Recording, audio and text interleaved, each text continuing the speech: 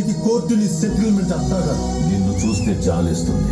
నువ్వెవరి కోసం నిలబడతావో వాళ్ళే నిన్ను మధ్యలో వదిలేస్తారు. వాళ్ళు సామాన్యులు. నీలాంటోడు పెడతా అంటే ఆశపడతారు, బెదిరిస్తే భయపడతారు. ఆశకి భయానికి మధ్య ఊగిసలాడే జీవితాలు వాళ్ళే. వాళ్ళు నా కోసం ఉన్నా లేకపోయినా నేనెప్పుడు వాళ్ళకి అండగానే ఉంటా. ఇలాంటి ఆదర్శాలు నమ్ముకుంటే ఇలాగే ఒంటరిగా వెళ్ళిపోతావు. నిజం ఎప్పుడు ఒంటరిగానే ఉందా? కానీ దాని బలం ముందు ఎవరైనా తలొగ్గాల్సిందే. నువ్వు గెలుపు కోసం వచ్చావు, నేను న్యాయం కోసం వచ్చాను. నీది స్వార్థం, నాది ధర్మం. చూద్దాం. మీరు చెప్పండి, ఏ వయసులో మీ వర్జినిటీ కోల్పోయారు? 21. వినపడలేదు. 21. 21 నిజంగా లేదా అంతకన్నా ముందే? చెప్పండి. 21. ఎవరితో? అబ్జెక్షన్. సచదేవ్. ఎన్నిసార్లు? అబ్జెక్షన్. సచదేవ్. ఎంత మందితో? అబ్జెక్షన్. ఎంత సంపాదించారు? ఎన్ని క్వశ్చన్స్ అడుగుతున్నారు సార్ మీరు? Did you have an abortion or not? Objection. Nandagopal. What kind of question are you abortion asking? చేయించుకున్నావా లేదా? లోకల్ గారు, లాయరు. ఏంటి? కేసుకి దీనికి ఏమి సంబంధం?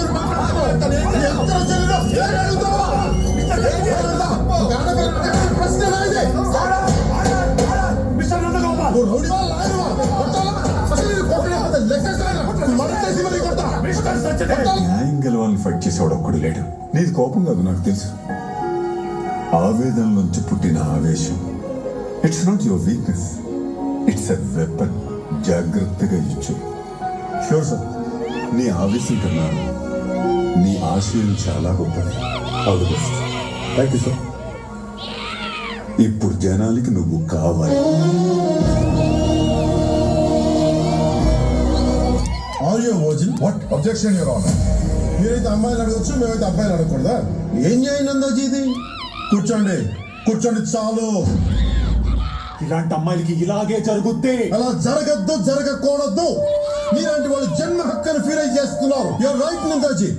ఇలాంటి ఆడవాళ్ళు సమాజానికి చాలా ప్రమాదకరం. అందుకని అమ్మాయిలకి 6 దాటితే కర్ఫ్యూ విధించండి, చదివించకండి, ఉద్యోగాలు చేయనివ్వకండి. తలుపులు వెనకాల, పరదాల వెనకాల సాంప్రదాయమైన తాళ్లతోటి కట్టి బంధించేయండి.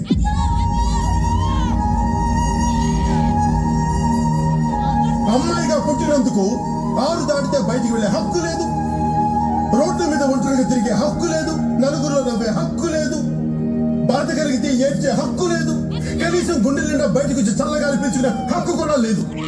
ఎందుకంటే ఆడవాళ్ళ మనకు ఆనందం మాత్రమే ఇవ్వాలి. వాళ్ళ హక్కు గురించి అడిగితే ఇలా బోన్లు నిలబెట్టి వేశ్య అని ముద్ర వేస్తాం.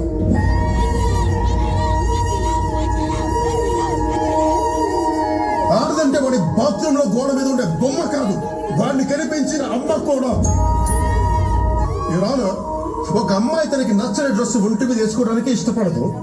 అలాంటిది తన ఇష్టం లేకుండా ఎవడో ఒకటి వచ్చి ముట్టుకుంటే ఆ అమ్మాయి ఇంకెలా రియాక్ట్ అవుతుంది? రాను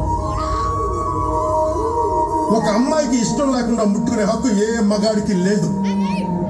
ఇష్టం లేదు అంటే ఇష్టం లేదు, అంతే, పీరియడ్. ముట్టుకోవద్దంటే ముట్టుకోవద్దు. ఫ్రెండ్ అయినా, బాయ్ ఫ్రెండ్ అయినా, మొగుడైనా, ఏ మగాడైనా.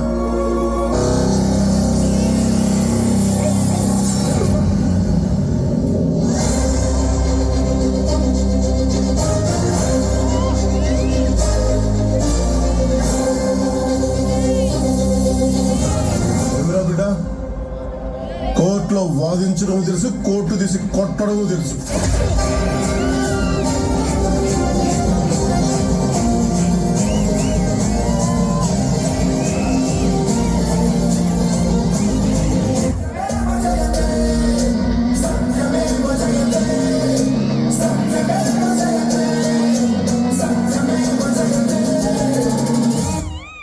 Right?